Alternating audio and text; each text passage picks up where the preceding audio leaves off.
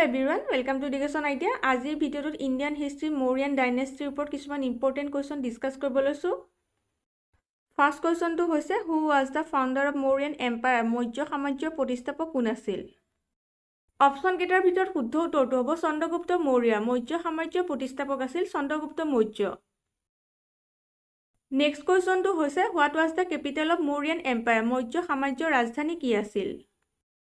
Option কেইটাৰ ভিতৰত শুদ্ধ উত্তৰটো হ'ব পাটলিপুত্ৰ। মৌৰ্য সাম্ৰাজ্যৰ ৰাজধানী আছিল পাটলিপুত্ৰ।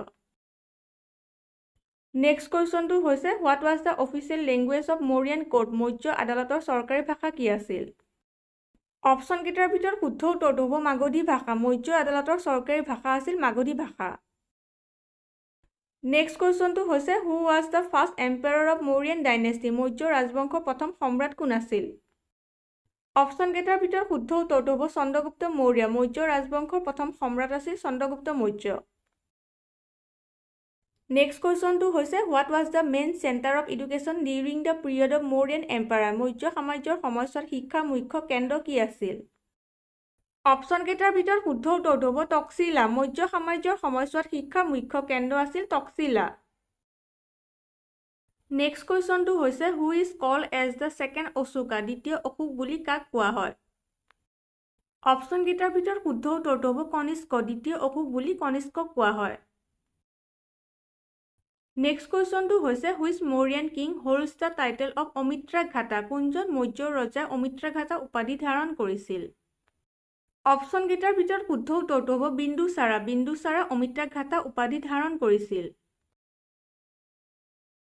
নেক্সট কুৱেশ্যনটো হৈছে the main occupation of the people during the Mauryan period was? Maurya যুগত মানুহৰ মূল জীৱিকা কি আছিল?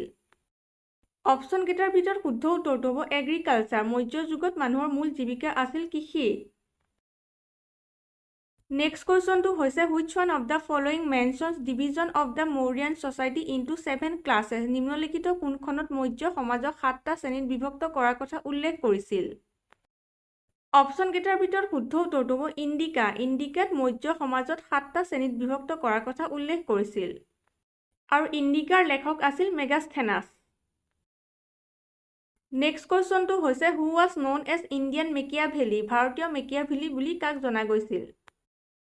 অপশ্যন কেইটাৰ ভিতৰত শুদ্ধ উত্তৰটো হ'ব কৌটিল্য বা চাণক্যক ভাৰতীয় মেকিয়াভেলি বুলি জনা গৈছিল।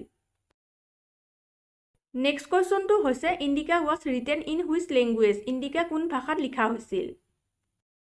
অপশ্যন কেইটাৰ ভিতৰত শুদ্ধ উত্তৰটো হ'ব গ্ৰীক। ইণ্ডিকা গ্ৰীক ভাষাত লিখা হৈছিল। নেক্সট কুৱেশ্যনটো হৈছে who is the writer of মুদ্ৰা ৰাক্ষস? মুদ্ৰা ৰাক্ষসৰ লেখক কোন? অপশ্যন কেইটাৰ ভিতৰত শুদ্ধ উত্তৰটো হ'ব বিশাখা দত্ত। মুদ্ৰা ৰাক্ষসৰ লেখক হৈছে বিশাখা দত্ত। নেক্সট কুৱেশ্যনটো হৈছে মুদ্ৰা ৰাক্ষস was written in which language? মুদ্ৰা ৰাক্ষস কোন ভাষাত লিখা হৈছিল? অপশ্যন কেইটাৰ ভিতৰত শুদ্ধ উত্তৰটো হ'ব সংস্কৃত। মুদ্ৰা ৰাক্ষস সংস্কৃত ভাষাত লিখা হৈছিল। নেক্সট কুৱেশ্যনটো হৈছে the most commonly use coin during the Mauryan period was? Maurya কালত আটাইতকৈ সচৰাচৰ ব্যৱহৃত মুদ্ৰাটো কি আছিল? অপশ্যন কেইটাৰ ভিতৰত শুদ্ধ উত্তৰটো হ'ব কাৰাচ পান্না। মৌৰ্য কালত আটাইতকৈ সচৰাচৰ ব্যৱহৃত মুদ্ৰাটো আছিল কাৰাচ পান্না। নেক্সট কুৱেশ্যনটো হৈছে who was the last ruler of Mauryan dynasty? Maurya ৰাজবংশৰ শেষৰজন শাসক কোন আছিল? অপশ্যন কেইটাৰ ভিতৰত শুদ্ধ উত্তৰটো হ'ব বৃহদত্থা। মৌৰ্য ৰাজবংশৰ শেষৰজন শাসক আছিল বৃহদত্থা। নেক্সট কুৱেশ্যনটো হৈছে which Indian ruler fought the Kalinga war? কোনজন ভাৰতীয় শাসকে কলিংগ যুদ্ধত যুঁজিছিল? অপশ্যন কেইটাৰ ভিতৰত শুদ্ধ উত্তৰটো হ'ব অশোক। অশোকে কলিংগ যুদ্ধত যুঁজিছিল। নেক্সট কুৱেশ্যনটো হৈছে which ruler constructed the সাঁচী stupa? কোনজন শাসকে সাঁচী স্তূপ নিৰ্মাণ কৰিছিল? অপশ্যন কেইটাৰ ভিতৰত শুদ্ধ উত্তৰটো হ'ব অশোক। অশোকে সাঁচী স্তূপ নিৰ্মাণ কৰিছিল। নেক্সট কুৱেশ্যনটো হৈছে অৰ্থশাস্ত্ৰ ৱাজ ৰিটেন বাই? অৰ্থশাস্ত্ৰৰ লেখক কোন আছিল? অপশ্যন কেইটাৰ ভিতৰত শুদ্ধ উত্তৰটো হ'ব চাণক্য। অৰ্থশাস্ত্ৰৰ লেখক হৈছে চাণক্য বা কৌটিল্য। নেক্সট কুৱেশ্যনটো হৈছে in which year did Ashoka win the Kalinga war? কোন বছৰত অশোকে কলিংগ যুদ্ধত জয়লাভ কৰিছিল? অপশ্যন কেইটাৰ ভিতৰত শুদ্ধ উত্তৰটো হ'ব 261 BCE। 261 খ্ৰীষ্টপূৰ্বত অশোকে কলিংগ যুদ্ধত জয়লাভ কৰিছিল। নেক্সট কুৱেশ্যনটো হৈছে where was the Buddhist council held during Ashoka's reign অশোকৰ ৰাজত্বকালত কোন ঠাইত বৌদ্ধ পৰিষদ অনুষ্ঠিত হৈছিল অপশ্যনকেইটাৰ ভিতৰত শুদ্ধ উত্তৰটো হ'ব পাটলিপুত্ৰ অশোকৰ ৰাজত্বকালত পাটলিপুত্ৰত বৌদ্ধ পৰিষদ অনুষ্ঠিত হৈছিল নেক্সট কুৱেশ্যনটো হৈছে who was known as দেৱনামপ্ৰিয়া Priyadarshini দেৱনামপ্ৰিয়া Priyadarshini বুলি কাক জনা গৈছিল অপশ্যনকেইটাৰ ভিতৰত শুদ্ধ উত্তৰটো হ'ব অশোকক দেৱনামপ্ৰিয়া প্ৰিয়দৰ্শিনী বুলি জনা গৈছিল নেক্সট কুৱেশ্যনটো হৈছে who was the teacher of Chandragupta Maurya Chandragupta মৌৰ্যৰ শিক্ষক কোন আছিল অপশ্যনকেইটাৰ ভিতৰত শুদ্ধ উত্তৰটো হ'ব চাণক্য চন্দ্ৰগুপ্ত মৌৰ্যৰ শিক্ষক আছিল চাণক্য নেক্সট কুৱেশ্যনটো হৈছে Ashoka was viceroy of governor of which city during the reign of Bindusara Bindusara শাসনকালত অশোক কোনখন চহৰৰ ভাইচৰয় বা ৰাজ্যপাল আছিল অপশ্যনকেইটাৰ ভিতৰত শুদ্ধ উত্তৰটো হ'ব উজ্জয়ন বিন্দুসাৰা শাসনকালত অশোক উজ্জয়নৰ ভাইচৰয় বা ৰাজ্যপাল আছিল নেক্সট কুৱেশ্যনটো হৈছে সাৰনাথ পিলাৰ ৱাজ বিল্ড বাই সাৰনাথ স্তম্ভ কোনে নিৰ্মাণ কৰিছিল অপশ্যনকেইটাৰ ভিতৰত শুদ্ধ উত্তৰটো হ'ব অশোক সাৰনাথ স্তম্ভ অশোকে নিৰ্মাণ কৰিছিল